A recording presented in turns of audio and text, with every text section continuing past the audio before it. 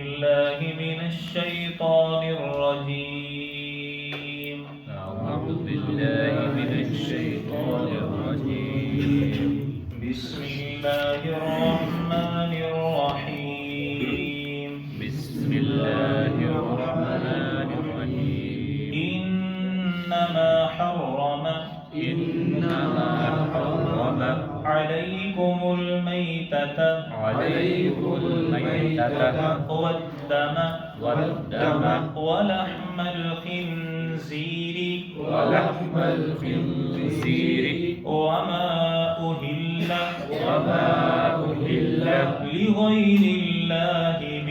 لغير الله به فمن اضطر غير باغ ولا عاد فإن الله غفور رحيم. جزاكم الله. انما بے شک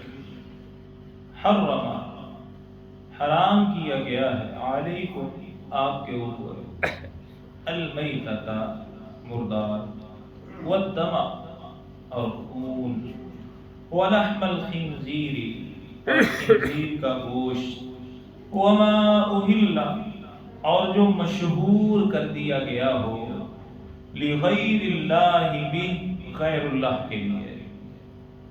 فمن اضطر پس جو کوئی مجبور کر دیا گیا ہو غیر باغ وہ باغی نہ ہو ولا عاد اور حد سے بڑھنے والا نہ ہو فإن اللہ بس بے شک اللہ سبحانہ و تعالی غفور الرحیم بہت زیادہ بخشنے والے ہیں اور رحم کرنے والے ہیں.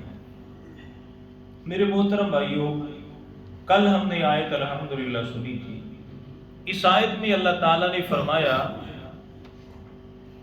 کہ ایمان والو اے میرے بندو وہ پاکیزہ چیزیں جو میں نے آپ کے لیے حلال کی ہے ان میں سے کھاؤ. اور یہ اللہ تعالیٰ کی بہت بڑی نعمت ہے. اللہ تعالیٰ کی نعمتوں کا شکریہ ادا کرو اگر تم خالص اللہ تعالیٰ کی عبادت کرتے ہو. اب اس آیت میں اللہ تعالیٰ نے کچھ حرام چیزوں کے بارے میں بیان فرمایا. ویسے تو امام کائنات علیہ السلام کی حدیث بڑی معروف ہے، صحیح مسلم میں ہے. پیارے پیغمبر علیہ السلام نے فرمایا کہ ہر وہ پرندہ کہ جو اپنے پنجے سے شکار کرے وہ حرام ہے. جس طرح یہ چیل کرتی ہے، کوا کرتا ہے، عقاب کرتا ہے، شکرا جسے کہتے ہیں وہ بھی کرتا ہے. تو اللہ کے نبی نے فرمایا ہر وہ پرندہ جو اپنے پنجے سے شکار کرے وہ حرام ہے. اور جانوروں میں سے چوپایوں میں سے اللہ کے نبی نے فرمایا جن کے یہ کچلی والے دانت ہیں، جیسے شیر ہے، کتا ہے، بلی ہے، ہاتھی ہے. اللہ کے نبی صلی اللہ علیہ وسلم نے فرمایا جن کے یہ کچلی والے دانت ہیں وہ تمام کے تمام جانور حرام ہیں. گدھے کے بارے میں تخصیص موجود ہے کہ اللہ کے نبی صلی اللہ علیہ وسلم نے فرمایا خیبر کے موقع کے اوپر کے جو گھریلو گدھے ہیں ان کا گوشت بھی مسلمانوں آپ کے اوپر حرام کر دیا گیا ہے. تو اللہ سبحانہ و تعالی نے اس آیت میں 4 چیزوں کے بارے میں بیان فرمایا. اللہ تعالیٰ بیان فرماتے ہیں انما حرم علیکم المیتۃ کہ بے شک اللہ تعالیٰ نے تمہارے اوپر مردار کو حرام کر دیا ہے. تو مردار سے مراد جب جانور مر جائے، اپنی طبعی موت مر جائے، وہ حرام ہے. اللہ تعالیٰ فرماتے ہیں سورہ المائدہ میں آیت نمبر 3 میں حرمت علیکم المیتۃ والدم ولحم الخنزیر. اللہ تعالیٰ فرماتے ہیں کہ اللہ تعالیٰ نے تم پر مردار کو حرام کر دیا ہے، وہ جانور جو طبعی موت مر گیا. اللہ تعالیٰ فرماتے ہیں وہ حرام ہے، وہ کسی بھی حالت میں تمہارے لیے کھانا جائز نہیں ہے. لیکن جتنے ہندو لوگ ہیں وہ کھاتے ہیں. وہ کہتے ہیں حضرت جی بات یہ ہے کہ جانور کو ذبح کرنا یہ اذیت دینے کے مطابق ہے، یہ نہیں کھانا چاہیے. ہمارے بڑے ساتھی یہ سندھ کے علاقے میں جاتے ہیں، وہ بتاتے ہیں کہ وہاں پر اگر کوئی مرغی بھی لے کر کے آتا ہے تو وہاں پر اسے وہ ذبح نہیں کرتے، اور جب مر جائے پھر اسے کھاتے ہیں. تو ہم ان سے کہتے ہیں یار مردار تو حرام ہے. کہتے ہیں نہیں نہیں، یہ تم خود ذبح کرتے ہو، یہ جو مردہ ہو گیا یہ اللہ کی طرف سے اللہ نے تمہیں اپنی طرف سے تحفہ عطا فرمایا، ان کی اپنی ایک چیز اللہ محفوظ فرمائے۔ انما حرم علیکم المیتہ، اللہ فرماتے ہیں تمہارے اوپر مردار حرام ہے، لیکن دو مردے وہ بندہ کھا سکتا ہے۔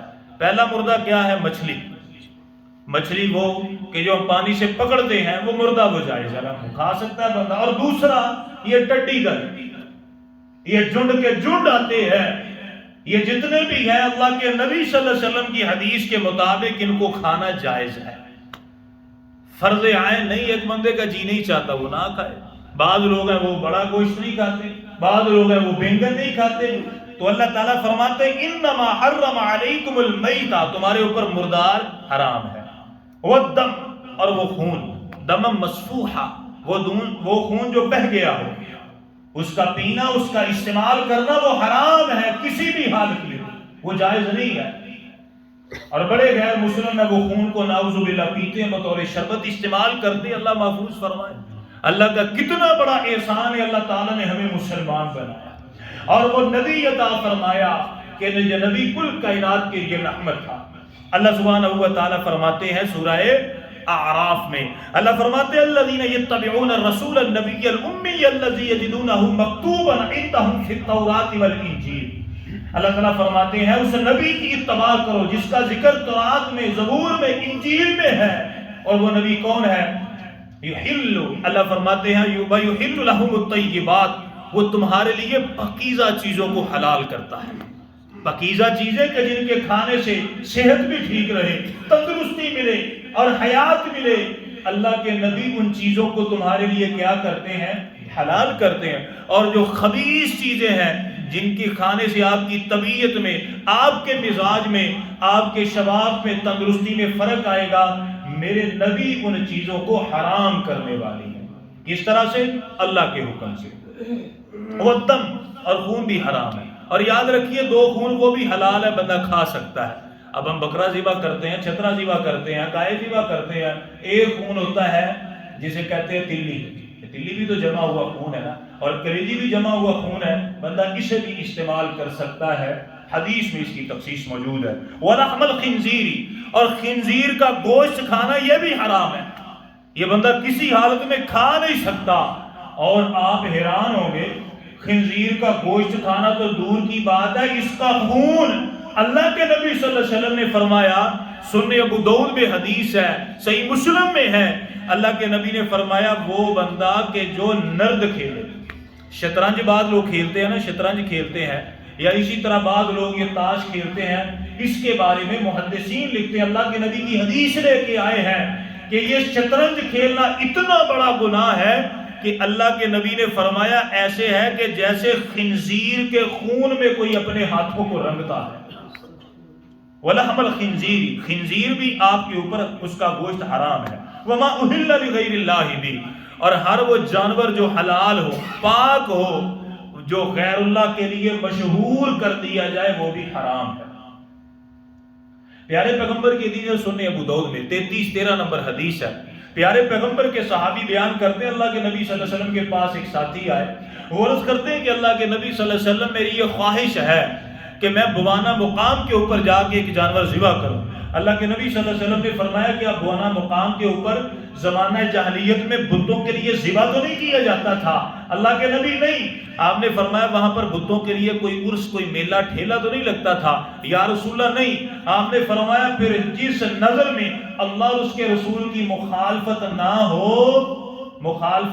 ہو اس نظر کو ادا کرنا جائز ہے۔ حرام کی کئی قسمیں ہیں، ایک بندہ جانور مشہور کر دیتا ہے یہ جی فلاں سرکار کے لیے ہے، اگر اس پر ذبح کرتے وقت بسم اللہ جتنی مرضی پڑی جائے وہ پھر بھی حرام ہے۔